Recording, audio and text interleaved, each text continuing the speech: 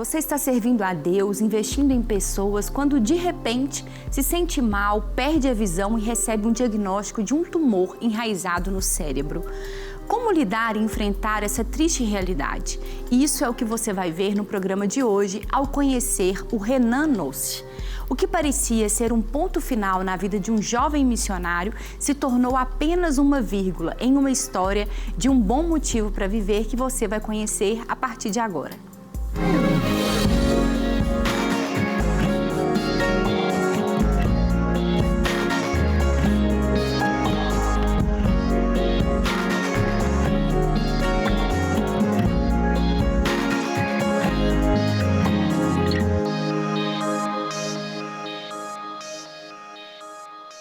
No programa de hoje, uma história de superação, de fé e de alegria, porque como eu disse aqui, o que poderia ter sido um ponto final é uma história que continua e que hoje vai ser uma inspiração para você que está aqui no nosso programa. Seja bem-vindo mais uma vez, você é um bom motivo para viver. Eu já recebo ele, terapeuta ocupacional, amigo, parceiro do nosso programa, Guilherme Fenelon, seja bem-vindo. Obrigado, Thalita.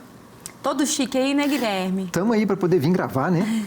Todo animado. Como sempre. Graças a Deus. Ele, Lucas Farnese, psiquiatra, tá sempre ali alinhado. Paola ainda continua separando suas roupas? Continua, ela ali que me veste bem. Paola maravilhosa, um beijo para ela, querida. Porque aqui as esposas são parceiras também do nosso programa, para que vocês venham, né, alinhados e preparados para a gente poder gravar histórias de superação, de fé, de resiliência, para te encorajar a acreditar que você também pode perseverar e vencer. Conheça a história de hoje. Eu sempre gostei muito de projetos missionários, o da Juban até o Projeto Invasão, e a minha adolescência inteira eu sempre ia nas férias.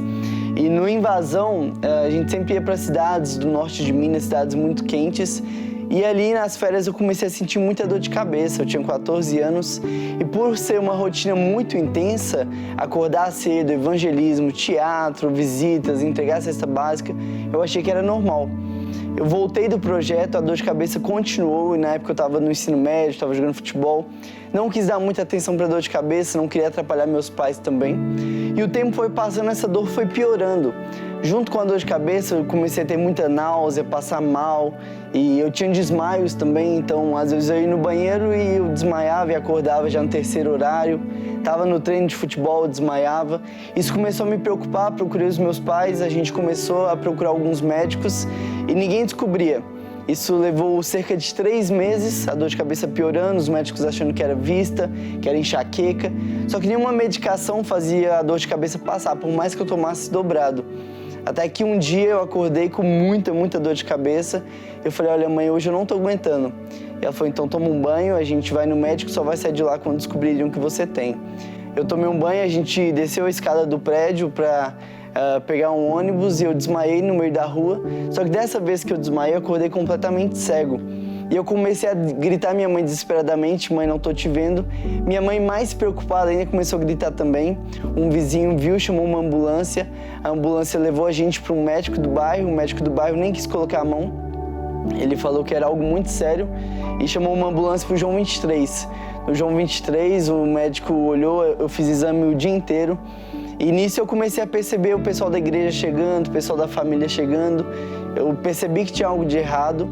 E no fim do dia, já pra noite, o médico chama minha mãe num canto, a minha mãe vai, conversa. Ela volta disfarçando que estava chorando, põe um óculos no rosto. E eu conheço minha mãe e falo, mãe, pode me contar o que foi? E ela, chorando, ela me fala, olha, você tá com um tumor enraizado no cérebro, a gente vai internar agora, mas Deus tá contigo.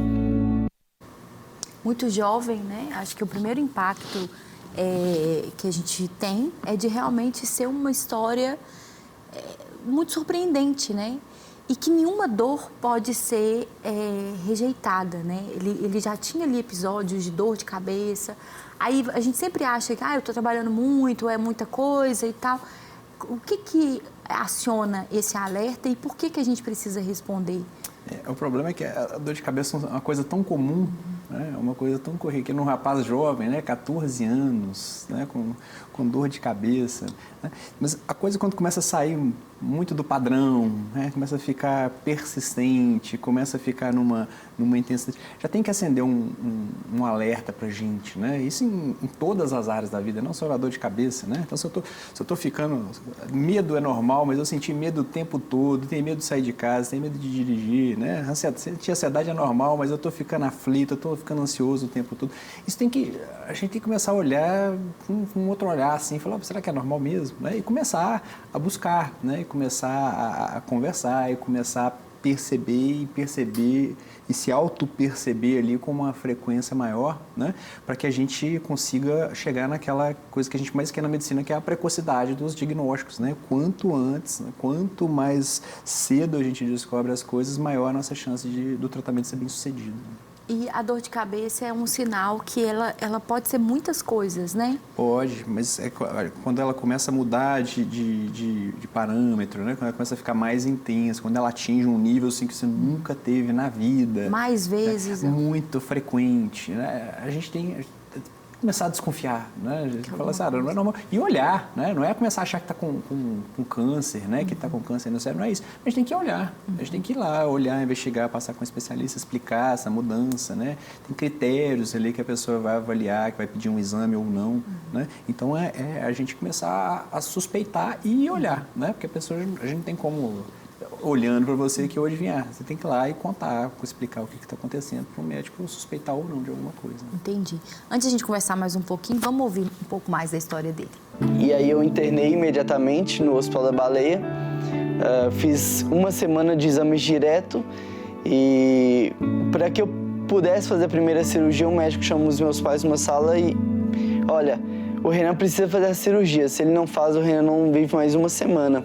O tumor está muito agressivo, está expandindo muito, mas se o Renan fizer a cirurgia, eu tenho que falar para vocês, para esquecer o Renan que vocês conhecem.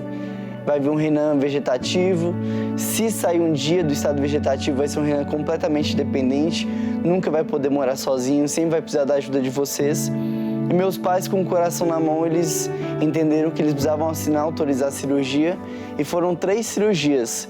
Eu fiz uma tentativa de retirada que não deu certo, fiz outra cirurgia de retirada de tumor, foram mais de 12 horas, eu fui para o CTI, porque eles não conseguiram tirar tudo, e aí no CTI me deu hidrocefalia, voltei para o bloco cirúrgico, e aí foram mais umas 3 semanas ali, até que eles chamam meus pais mais uma vez e falam, olha, infelizmente a gente não conseguiu tirar nem metade, porque se a gente mexesse um pouco mais, a gente ia mexer no bulbo respiratório e o Renan pararia de respirar, então a gente fez o que pôde. Então o nosso conselho para vocês agora é levar o Renan para casa e aproveitar o tempo que vocês têm com ele. E assim eu recebi alta. Vou para casa, passa 2 meses, já volto a estudar, já volto a fazer minhas atividades normais, mas meus pais não ficaram em paz com isso. Eu volto no médico para ver se a gente poderia fazer uma rádio, uma químio, e nos exames, quando os médicos pegam, eles descobrem que o outro pedaço, a outra metade tinha desaparecido. Para honra e glória de Deus. A gente ama essa parte que não tem como ninguém explicar, né? Porque a gente realmente não consegue explicar a grandiosidade de Deus, né? E eu estava pensando ali na parte que a ciência traz algumas explicações, para a família receber, para ele, tão jovem, mas totalmente possível entender ali, mesmo naquela idade, que, olha, você vai fazer uma cirurgia, que o risco é muito grande, a chance de você ficar, né, como ele disse ali, em estado vegetativo e tal. É esse o protocolo e é esse caminho mesmo, sempre eu vou apresentar o pior cenário, pode acontecer um diferente, mas... É isso, doutor Lucas? Geralmente apresenta-se cenários possíveis, né? Então, olha, pode ter um desfecho legal, pode ter mas pode acontecer isso, porque tem que ser uma decisão coletiva, né? Tem que ser uma decisão ali tomada com a família, né? E ali o papel da ciência ali é falar as possibilidades, né? A ciência ela trabalha muito com probabilidade, né? Então, se você fizer isso, você tem maior probabilidade de ter um desfecho favorável do que um desfecho negativo, né? E o profissional não tem como ter certeza, né? A pessoa não tem como ter certeza que a intervenção ela vai ser sempre bem sucedida, porque isso não existe, né? Isso não existe, tem vários fatores ali que implicam. Então, tem que trazer esse cenário, por mais doído que seja, né? né? Por mais terrível que ele seja, porque é uma decisão que tem que ser tomada com os responsáveis, né? A pessoa tem que saber que, olha, se não intervir, tem um risco, pode se falecer amanhã, né? Mas se operar, pode acontecer isso. Né? E toma-se uma decisão baseada em probabilidades, né? E para a ciência, para a medicina, tem como explicar uma remissão de um tumor? Tipo, a gente fez um exame, ficou metade ou ficou uma parte e não ter mais? Pela medicina, não. Não. A gente sempre explica, a gente tenta... remissão, né? Fatores, não sei o quê, mas... Muito jovem. Muito jovem, né? Anticorpos, né? A gente pode tentar explicar ali de alguma forma, né? Mas não tem explicação, né? Não é uma evolução que a gente espera, né? Porque se fosse sumir espontaneamente, já não teria nem aparecido, né? Ou não teria operado, né? Já não teria progredido, né? Uma dor de cabeça que foi evoluindo até chegar uma cegueira, né? Então a coisa não teria crescido. Então não tem pela medicina não.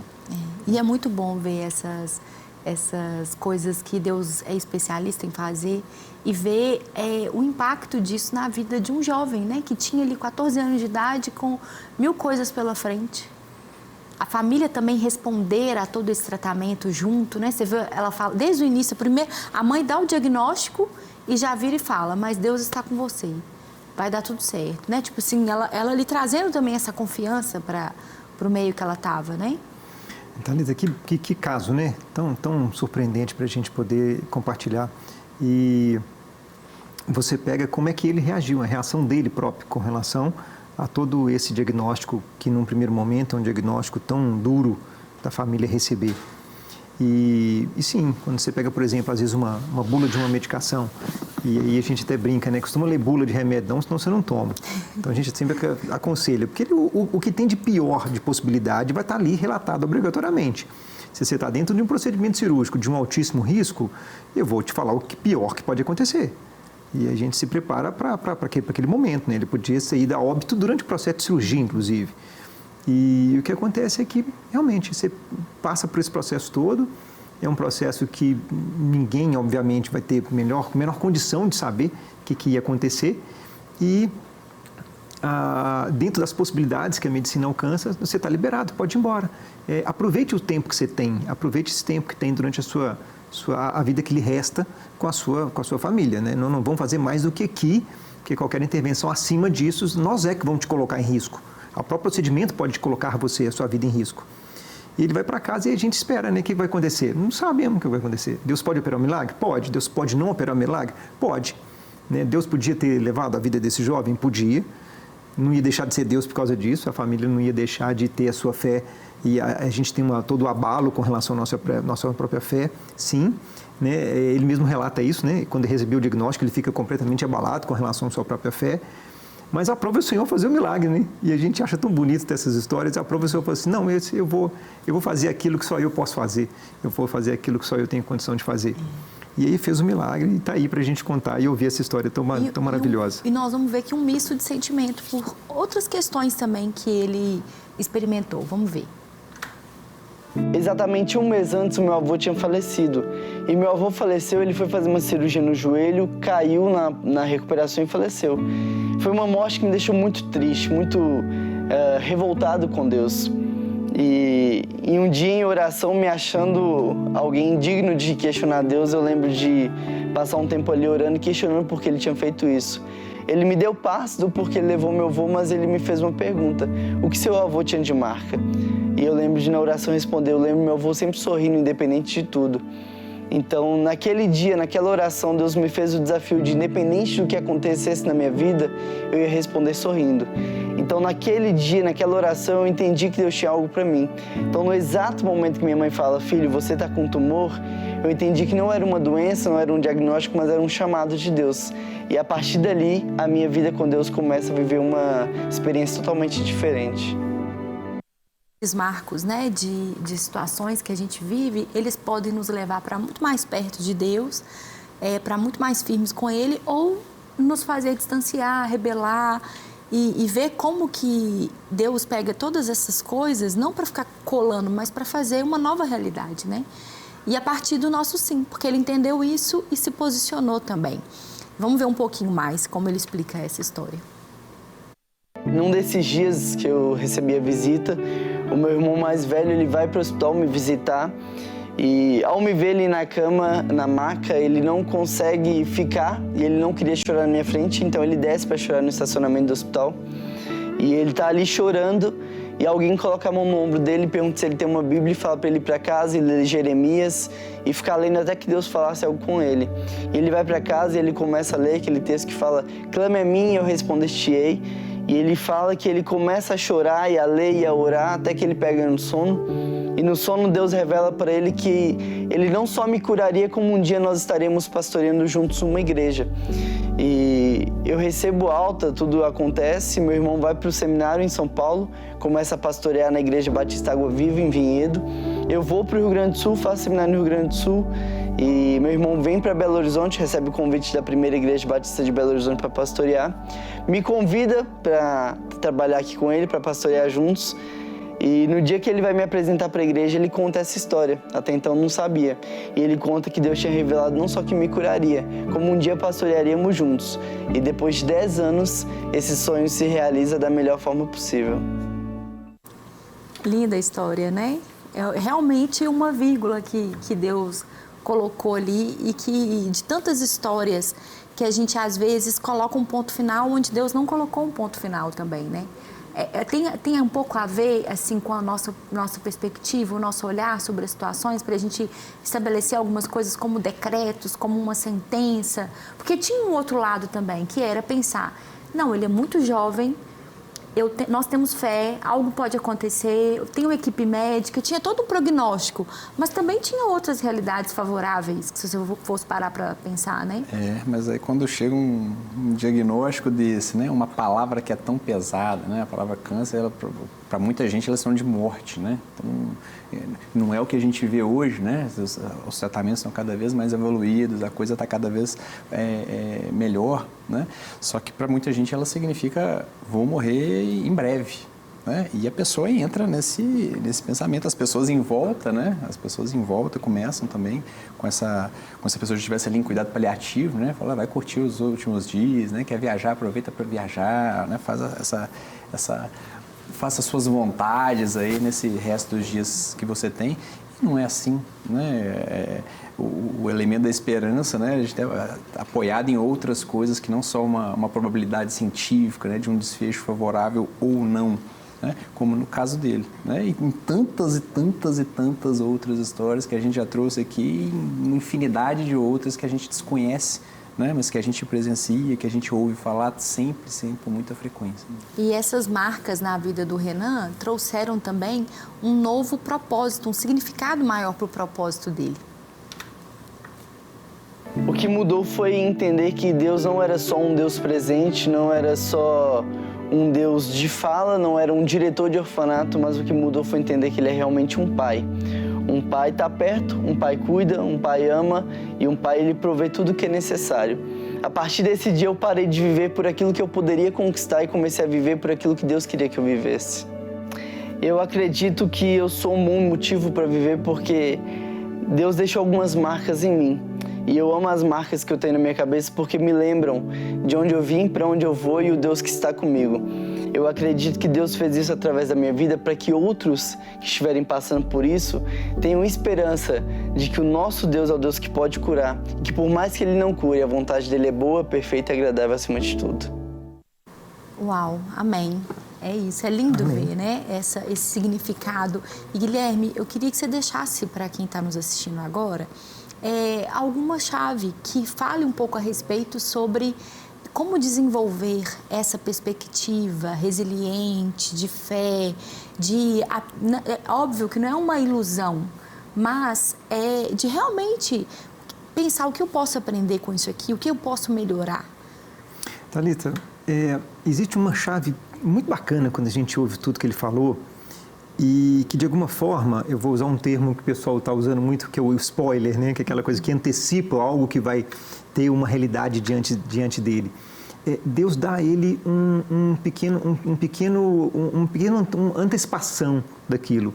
Então, pequenas atitudes que ele percebeu, que seja em oração, que seja pela experiência depois da perda do avô dele, que seja no silêncio, que seja nos momentos que ele estava ali no devocional. Depois fez a mesma coisa com o irmão dele e teve ali uma mensagem para que o irmão dele pudesse se aquietar, que ele estava sendo cuidado, toda uma história de transformação. Eu entendo que todo o nosso processo de fazer bem feito aquilo que é simples, aquilo que está ao nosso alcance, nos ajuda de forma extremamente importante em qualquer situação que pode nos acometer. Não precisa a gente ter esse chamado missionário como ele, que foi fazer um seminário, que hoje está pastoreando uma igreja, mas nós, dentro da nossa vida ordinária, dentro da nossa vida simples, fazer aquilo que está no nosso alcance bem feito, intencionalmente. Eu vou fazer isso, essa atitude que é simples. O que dá para poder fazer hoje? Dá para ler 5 minutos da palavra? Dá para fazer uma pequena oração? Mas eu tenho que ter uma convicção que é sustentada e alimentada a cada dia, através de uma atitude que leva eu para um ambiente de uma clareza e consciência. Quem é o Deus da minha vida? Esse Deus que nos sustenta e que no final ele diz, ele poderia ter me curado, ele poderia ter me levado. E ele me deixou com uma esperança viva, como uma carta viva para as pessoas que olham para mim e através desse testemunho que agora eu sou o portador, que tenham esperança. Amém. E essa esperança é a mensagem que a gente tem que deixar assim. Gostei dessa chave. Boa palavra, uma boa chave para usar. Obrigada, doutor Lucas. Obrigada, Guilherme. Obrigado. E para você que está nos assistindo, eu quero deixar um spoiler. O spoiler de que Deus já sabe o final da história. Jesus nos deixou um spoiler maravilhoso. No mundo nós vamos ter aflições, mas fique tranquila, acalma seu coração, tenha bom ânimo, porque Ele venceu o mundo. Então, se Ele venceu, nós podemos vencer junto com Ele. Que Deus te abençoe e até o próximo programa, se Deus quiser. Obrigada. Obrigado. Obrigada.